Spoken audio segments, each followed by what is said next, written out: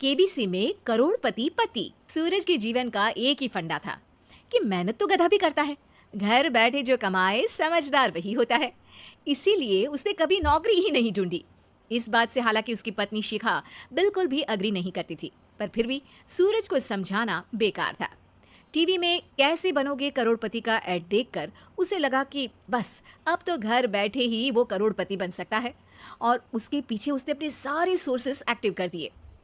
2 हफ्ते में उसके कलीग के लाइक, साले के पड़ोसी के शेयर बेटे का एंड सोर्स निकलता है, सब्सक्राइब। जो कि उसे शो में पहुंचा सकता है, और सूरज उससे मिलने चला जाता है। अच्छा, तो हमें मुकेश जी बता रहे थे कि आप हमें शो में पहुंचा सकते हैं। हाँ, उसमें कोई तकलीफ नहीं है। मैं कल अगर कोशिश करूँ तो इसी महीने में आपका नंबर आ जाएगा। अरे ये तो बहुत बढ़िया हो गया। अच्छा, वो सिलेबस और क्वेश्चन पेपर का कोई जुगाड़ है क्या?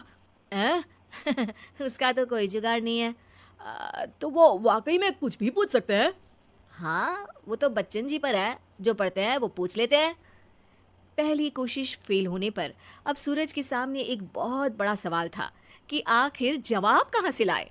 तब शिखा ने एक सजेशन दिया, क्यों ना सूरज अपने चचेरे भाई सुमित से मदद मांगे, जो कि यूपीएससी की तैयारी कर रहा था।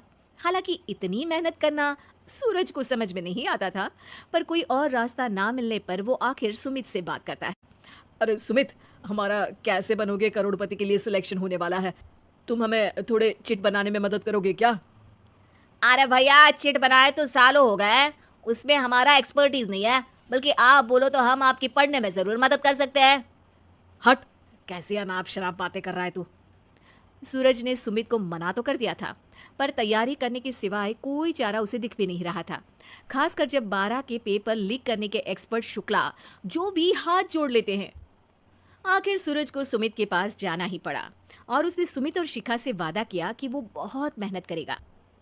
1 महीने की तैयारी के बाद फाइनल हुआ कि शो से 1 हफ्ते पहले एक ट्रायल खेला जाएगा, जहां पर सारे रिश्तेदार ऑडियंस की जगह पर होंगे और शिखा सवाल पूछेगी। दूर दराज से भी रिश्तेदार आकर हाजिर हो गए देखने कि आखिर कैसे बनेगा सुमित करोड़पति। सब कुछ सेट था, और इतने में सूरज आकर अपना स्पीच देता है।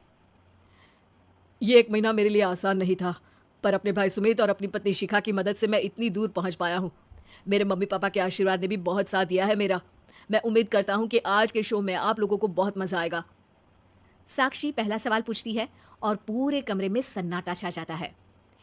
इंडिया में कितने स्टेट्स हैं?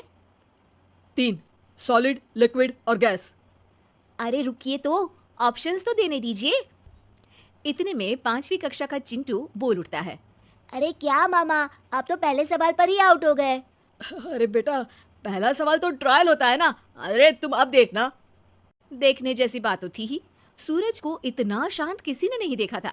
कभी कभी तो लगता था मानो सूरज आंख खोलकर ही सो गया हो। मामा जल्दी करो प्लीज, कल सुबह पनवेल भी तो निकलना है। अरे हट, कंसंट्रेट करने दे मुझे। 3 सवाल में 3 लाइफलाइन खत्म हो चुकी थी, और अब चौथे सवाल पर भी सूरज का मौन नहीं टूटा। पर सूरज अभी भी हार मानने को तैयार नहीं था। उधर हर कोई सूरज को छोड़ सुमित को देख रहे थे। आखिर सुमित ने ही तो पढ़ाया था सूरज को। गजब बेइज्जती है यार। अरे बेटा, तो बाप का, दादा का, भाई का, सबका नाम बुड़वाएगा। अरे 3 लाइफलाइन ले ली तो भी तेरा कुछ नहीं होना है।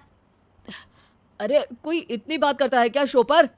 अरे बेटा, शो पर तेरे जैसे भी तो नहीं आते ना। सूरज की ये जंग आखिर 1 घंटे बाद 5वें सवाल पर खत्म हो गई, जब उसने इंडिया के नेशनल बर्ड का नाम कहा, कौवा। अरे बेटा, मजा तो बहुत आया, बस थोड़ा टाइम पर खत्म होता तो आनंद भी आ जाता। ताने बारिश के बूंदों की तरह बरस रहे थे, और सूरज को भी समझ आ रहा था कि ये करोड़पति बनना शायद उसके बस के बाहर की बात है। पर वो आखिर ये बात मान कैसे लेता? वो सख्त लौंडा जो ठहरा, उसने सोचा कि बेइज्जती तो हो ही चुकी है, पर अगर मैं हार नहीं मानूं तो शायद कुछ हो सकता है। शिखा तुम देखना, असली शो में आग लगा दूंगा, आग। करोड़पति बनूंगा मैं। हाँ, सब्जियां खत्म हो गई है घर पे, ले आओ।